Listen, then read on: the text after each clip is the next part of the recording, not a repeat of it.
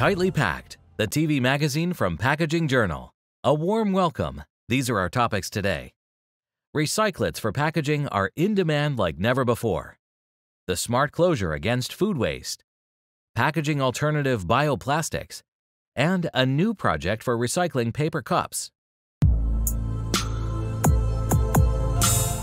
If there is one thing the industry agrees on, it is that recycled raw materials must be used more often. In the case of plastics, we're talking about recyclates. This always refers to the secondary raw material that results from the recycling of plastics. It comes either from the leftovers of the plastics industry, such as punching residues or defective batches, and is then called post-industrial recyclate, PIR. This material is mostly single variety, has little contamination, and is therefore easy to recycle. The second source is the collected recyclables from private households. This so-called post-consumer recyclate, PCR, must first be sorted by type, cleaned, and then processed. But no matter what the source the recyclate comes from, demand is very high right now, because using recycled plastic to make packaging material reduces the use of fossil fuels and lowers energy requirements at the same time. The market for recycled PET, PE, or PP is almost empty, with costs continuing to rise dramatically. The makers of the digital procurement platform for recyclates, Surplus, are following developments closely. As a global B2B online marketplace, the company has set out to make the purchase and sale of recycled plastics as easy as possible. Users from over 100 countries are currently registered on the platform. Recycled PET and PE in particular are in demand worldwide. Surplus says that since the beginning of the year, demand for recyclates has increased by 600%. How the industry is dealing with this and why gray is the new green. Read about it online in Tightly Packed magazine.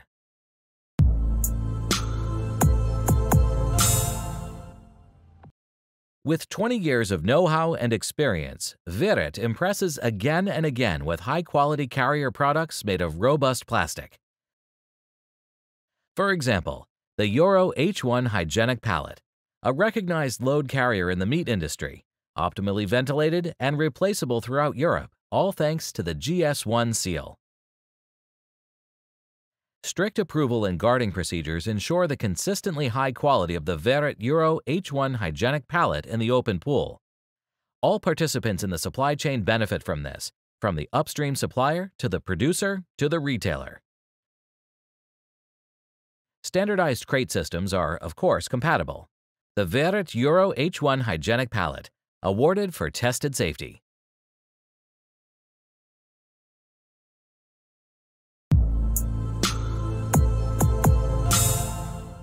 It's always exciting to see how far some innovations have come. This is also the case with the London-based startup Mimika. Its founder wanted to develop a bottle cap that tells people who can't see well how long a product will last. Her solution? A lid that reveals whether or not the contents are still shelf-stable by its surface texture alone. When a product tilts, tactile nubs form on the lid. The founder quickly realized that this idea not only appeals to visually impaired people, as it gives all consumers the certainty that a product is still edible, even if the printed best before date has already passed. An invention originally intended only for a small section of the population has thus become a packaging solution that is effective across the board. Bioplastics, another topic we're all about. Bioplastics are made from materials similar to fossil plastics, but produced from renewable raw materials. In terms of application, these bioplastics are just as versatile as classic plastic, making them a versatile and flexible packaging material. However, plastics can differ in detail. What's particularly important here is the classification between bio-based and biodegradable. Bio-based means that a plastic has been produced from renewable raw materials. These are usually fiber-based and are obtained from sugarcane or cellulose, for example. Biodegradable, in turn, means that the plastic can be decomposed by microorganisms such as bacteria or even by fungi or algae without leaving any harmful residues. Ideally, a bioplastic is therefore bio-based and biodegradable. In Tightly Packed magazine, we show you what possibilities biocomposites already offer in packaging and where limits have been set so far. Europe has a big goal. By 2030, 85% of paper and cardboard packaging is to be recycled. Paper cups, in particular, pose a major problem. In most cases, the valuable raw materials in them are lost after a short period of use. With the Cup Collective, Stora Enso and Huhtamaki are launching an initiative in the Benelux countries to collect and recycle paper cups.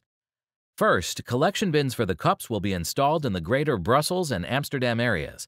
In restaurants, cafes, office buildings, and at transport account points, consumers and companies will have the opportunity to return the cups for recycling. The initiative aims to recycle 500 million paper cups and further increase the volume within the first 2 years. The project will initially be financed by the two companies, but is expected to be self-sustaining in the long term. Not even half a year left, then it's finally Interpack again. In 18 halls with focused exhibition areas, new special shows, and forums, the industry shows its innovative strength. Around 2,700 exhibitors from all over the world will present cutting-edge technologies and packaging trends along the entire value chain. So mark your calendars, May 4th all the way to May 10th, Interpack in Dusseldorf. We're looking forward to your visit, and be sure to explore us again next month at Tightly Packed Magazine, produced by Packaging Journal, the modern packaging magazine.